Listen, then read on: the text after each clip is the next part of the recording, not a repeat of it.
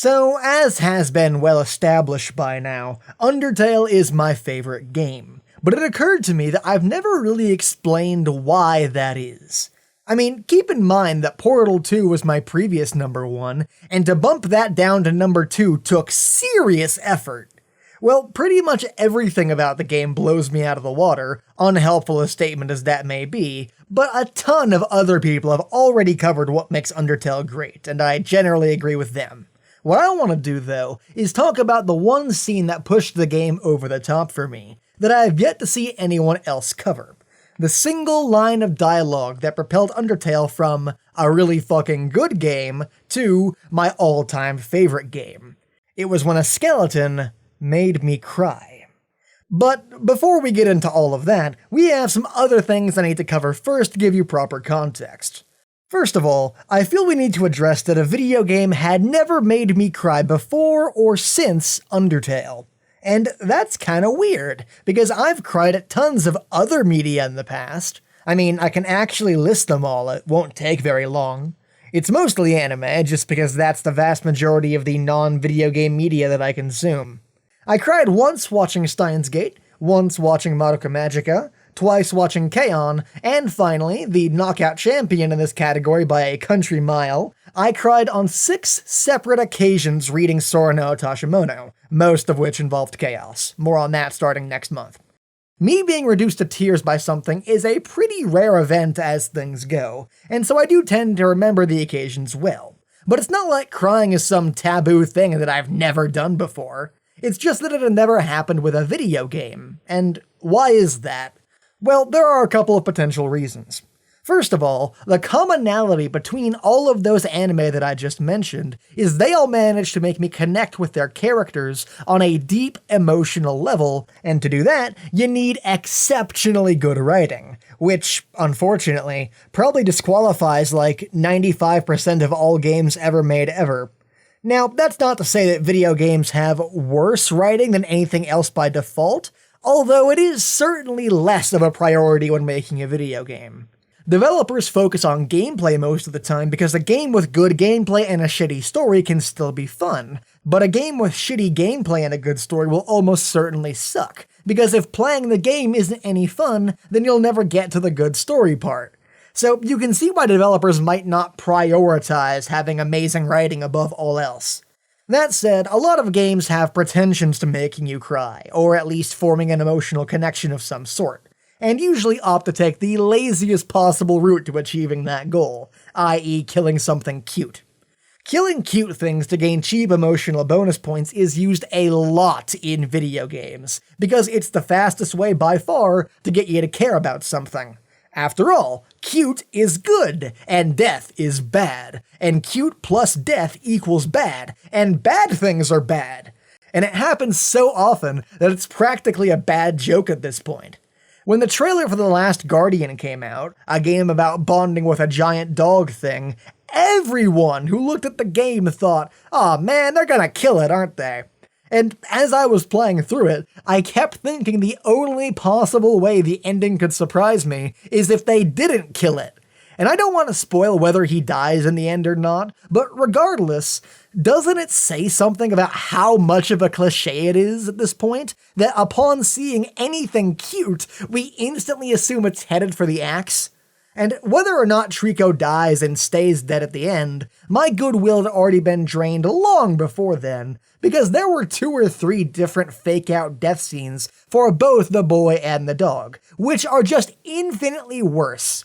I mean, pretending to kill something cute to reveal it was a fake-out is very much a having your cake and eating it too moment. All the emotional impact of killing something cute without needing the balls to stand your ground and go, yeah, it's dead. Deal with it. And The Last Guardian did that like 3 times!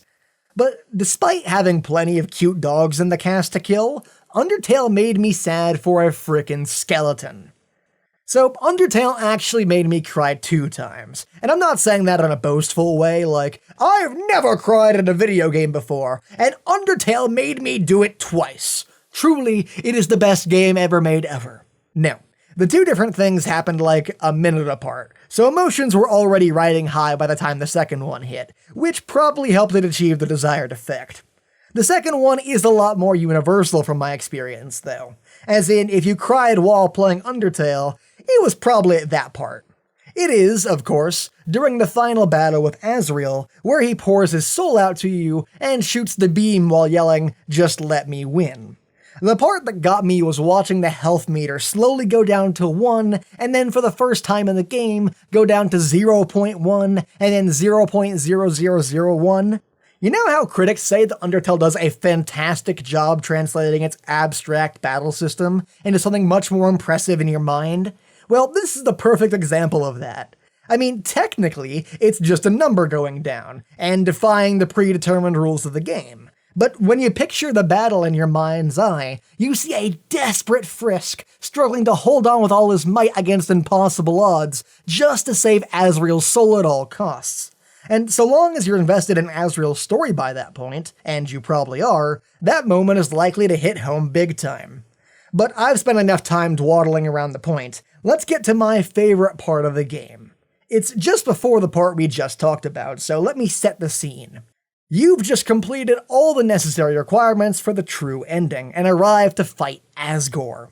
To your surprise, Toriel appears at the last second, the first time you've seen her in hours, forcing him to stop.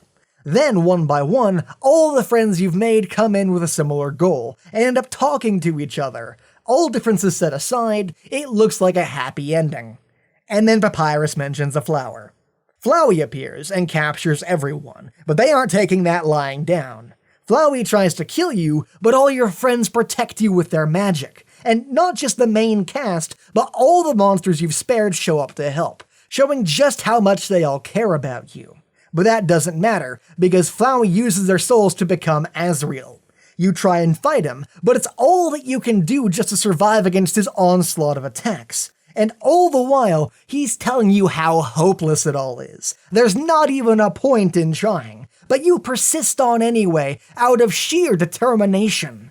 And then that's it. Asriel has you by the ropes. You try to move and nothing happens.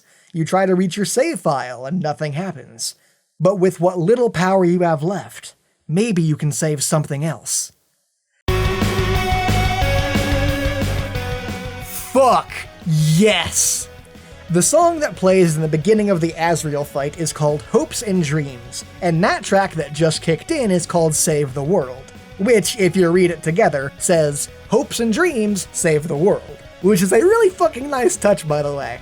But yeah, that fucking music. Honest to God, Save the World did half the work here. After all the things Asriel said to make you give up, to beat you down, make you think it was hopeless, hearing that is your second wind. Your I can do this moment. If there was one song on the soundtrack that could be said to embody the concept of determination, it would be Save the World. And yes, that includes the song that's literally called Determination. So now you have the task of freeing the souls of your friends, who have all forgotten you because of Asriel's influence. And the way you do that is by copying things you did earlier in the game. And yeah, saving Toriel, Asgore, Undyne, and Alphys were individually awesome moments, but nothing compares to saving Papyrus. Keep in mind, the point of this scene from a narrative standpoint is to show you how far each of the characters have come. While they're brainwashed, they're just repeating all of their insecurities that they had had before you came along. Alphys about how she'll never make friends, Asgore about how it's his duty to kill people, etc. And then you make them remember, and they contrast what they just said with what they've learned from you. Alphys has self-confidence now, Asgore knows he isn't duty-bound to kill anyone, Toriel that it's okay to let go, Undyne that she can make friends with a human, and Sans that he shouldn't just lie down and give up. But the line that got me was what Papyrus said. He said, "No, wait, you're my friend! I could never capture you!" And that did it. Now, let's stop here, because I want to examine Papyrus's character, and explain why that line did what it did to me. Papyrus, from the minute he's introduced, is insanely likable. He's a funny idiot, and all he wants out of life is to capture a human so that he'll be allowed to join the Royal Guard. But he's so inept at his job that all his plans fail spectacularly. At first glance, he's just a simple comedic relief character. But as you go on through the game, you realize that Papyrus is alone. He only ever talks to his brother and Undyne. He has virtually no friends on social media. Sans' mailbox is full of fan mail, but Papyrus's is always empty. And whether he'll admit it to himself or not, what Papyrus wants, more than anything else, are friends. And then he realizes the fast track to making everyone love him is to capture a human. And so he throws himself head first into the task of becoming part of the Royal Guard. But not because he really cares about the Royal Guard or allowing everyone to go free, and as we learned from Undyne, he sucks at combat. He doesn't really care about being in the Royal Guard. He just got it in his head that if he was the one who captured a human and set everyone free, he'd finally be popular. He'd finally have the friends and adoration he'd craved for so long. But then, he meets you, the player, and over the course of Snowdin Forest, slowly gains an appreciation for you, and starts having fun as you solve all his puzzles, eat spaghetti with him, and generally have a good time. But Papyrus still has his doubts, and still wants the popularity he's worked so hard for, and challenges you to a fight. But you eventually talk him down, and offer him the only thing he's ever really wanted. You ask to be his friend. After that, he takes you to his house for the date, and you can tell he's trying his absolute hardest to be the best friend possible, throwing all of himself into the task at hand, as you come to expect of him. But you beat him at his own game. You're such a good friend, he asks you to back off a bit, to keep things strictly platonic between the two of you, and gives you his phone number to keep in touch. And that brings us again to this moment. Papyrus has been captured and brainwashed by Asriel. His negative emotions have consumed him, but you remind him who you are by telling him a bad joke, asking him for help with a puzzle, or asking him to cook something for you. And then he finally regains his memories and says the line, "No, wait, you're my friend! I could never capture you!" Like I said, that line broke me. Like everything else, it's the accumulation of their character arc summed up in a single sentence. But for Papyrus, it's just so much more. What he's saying is that even though for years he has tried his hardest to join the Royal Guard, to be popular, to have friends, to have people think that he's smart and cool, even though you're his golden ticket to fame and fortune, he doesn't care. Because you're such a good friend, he loves being friends with you so much that the adoration of everyone else on the planet doesn't matter. You're his friend. He could never capture you. That's why that line made me cry. But, and this is gonna sound cliche as all hell, but I swear it's the truth, I wasn't crying because I was sad. I was crying because I was so ridiculously happy.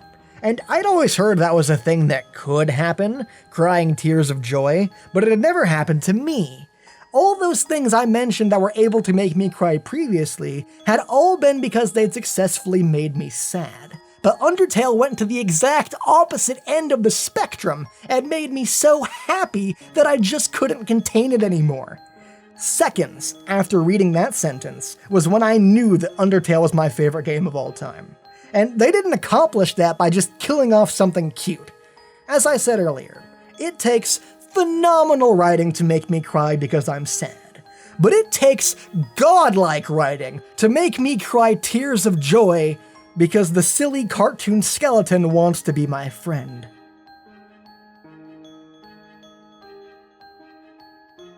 Special thanks to Isaiah Christo, Sawsbucky, Forgotten Paladin, Killy, Ludwig, Mageline, and an account I made to donate to myself to pretend that I have more fans for all of their support. Thank you all for watching, and I'll see you guys next time.